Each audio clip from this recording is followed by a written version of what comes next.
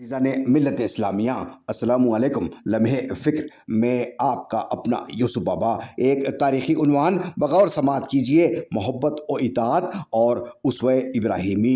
हज़रत इब्राहीम अलैहिस्सलाम का मामूल था कि वो लोगों को तौहीद का दर्स देते, उन्हें बताते कि नज़्म हस्ती का खालिक और मालिक तन्हा अल्लाह है, वही इबादत के लायक है, उसके अलावा किसी और की परस्तिश नहीं की जा सकती।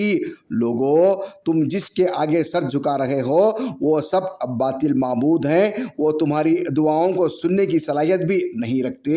जिन माबूदों के आगे तुम नज़र व नियाज पेश कर रहे हो वो ख़तई उस लायक नहीं।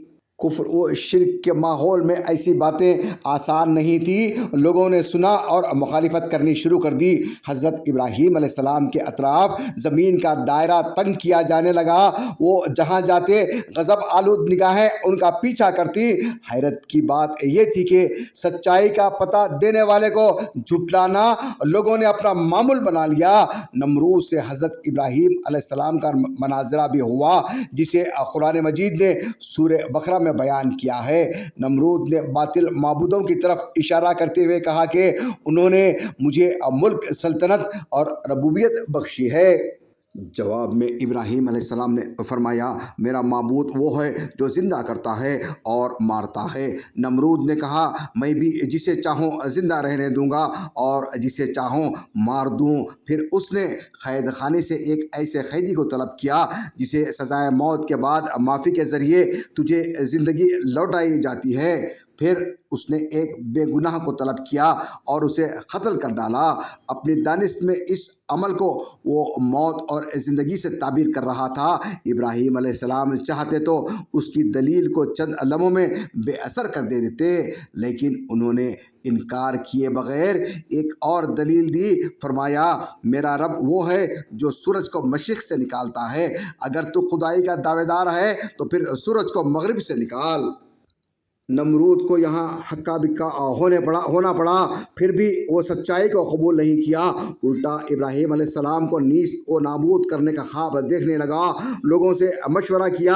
आखिरकार हज़रत इब्राहीम अलैहिस्सलाम को हलाक करने के लिए एक बड़ी आग सुलगाने का तय कर लिया। बस्ती के लोग लकड़ियाँ ला ला कर जमा करने लगे। लकड़ियों का ढेर लग गया। महसूस होता था कि लकड़ियों का एक बड़ा पहाड़ बन गया है। इतनी लकड़ियां शायद कभी एकजा नहीं हुई। फिर उन लकड़ियों को आग लगा दी गई। खौफनाक आग आसमान से बातें करने लगी। उसकी हरारत और तपिश के सबब कोई उसके करीब भी नहीं जा सकता था। सवाल ये था कि अब इब्राहीम अलैहिस्सलाम को उस आग में क्यों कर डाला जाए।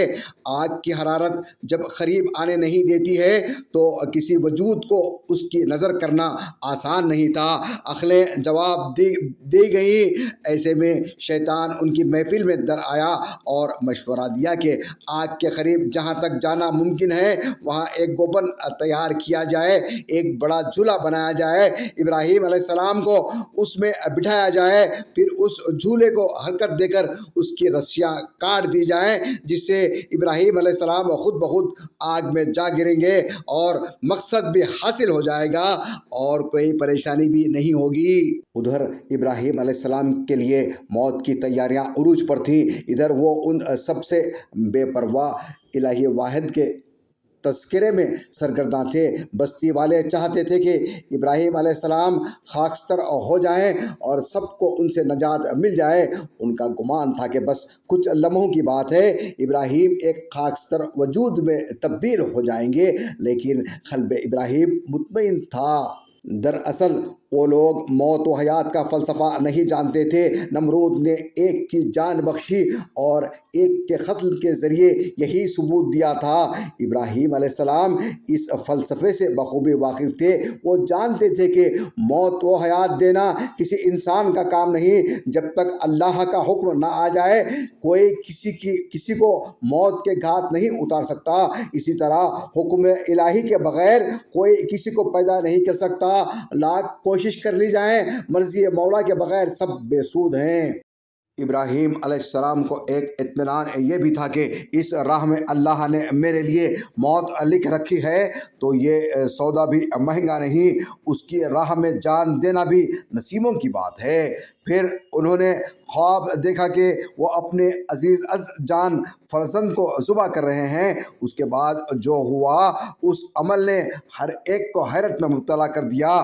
یہاں ایک طرف ابراہیم علیہ السلام کی محبت تھی تو دوسری طرف اسماعیل علیہ السلام کی اطاعت، اور تاریخ رقم ہوئی ایک جنتی دمبا ذبح ہو گیا، اور یہ عمل امت محمدیہ کے لیے واجب قرار پایا۔ 10 ذی الحجہ کو دنیا بھر میں اسی اسوہ ابراہیمی کے ذریعے اللہ کے بندے اللہ سے اپنی محبت کا اظہار کرتے ہیں اور جانور کو ذبح کر کے اپنے آپ کو رب کا فرما بردار اور انعام یافتہ بندوں میں شامل کرتے ہیں۔ حضرت ابراہیم علیہ السلام نے آج ہی کے دن محض خواب کی بنیاد پر اپنے اکلوتے فرزند کے گلے پر چھری رکھ کر بتا دیا کہ مومن کے لیے اللہ کی محبت سے بڑھ کر کوئی اور چیز نہیں۔ ابراہیم علیہ السلام کے اس عمل سے قیامت تک کے لیے مسلمانوں کو یہ درس ملا کہ ایمان کا جذبہ کس قدر مستحکم ہونا چاہیے۔ یہ عید دراصل بندہ اور خدا کے درمیان ایک مضبوط تعلق کو ظاہر کرتا ہے۔ آج ہم نے جانور کی قربانی کے لیے بڑی تیاری کی ہے۔ یقیناً یہ قربانی اللہ کے تئیں ہمارے اخلاص اور جذبہ محبت کی مظہر ہے، لیکن اس بات کو یاد رکھنا بھی ضروری ہے کہ جب تک ہمارے اندر قربانی کا مخلصانہ جذبہ پیدا نہ ہو، جانور کی قربانی اپنے حقیقی نتائج نہیں دے سکتی۔ قربانی کا فلسفہ ہمیں زندگی کو صحیح طور پر برتنے کا حوصلہ دیتا ہے۔ اللہ رب العزت کے مطیع و فرما بردار ہو جانا، اس کی محبت میں سب کچھ قربان کرنے کے لیے تیار رہنا اور ایمان و عمل کے جذبے کو پروان چڑھانا قربانی کا مطلوب و مقصود ہے۔ اللہ تعالیٰ سے دعا ہے کہ آج زمین پر پھر سے وہی حالات ہیں۔ اللہ تعالیٰ تمام امت مسلمہ میں پھر سے وہی جذبہ ابراہیمی کو پیدا فرمائے۔ آمین۔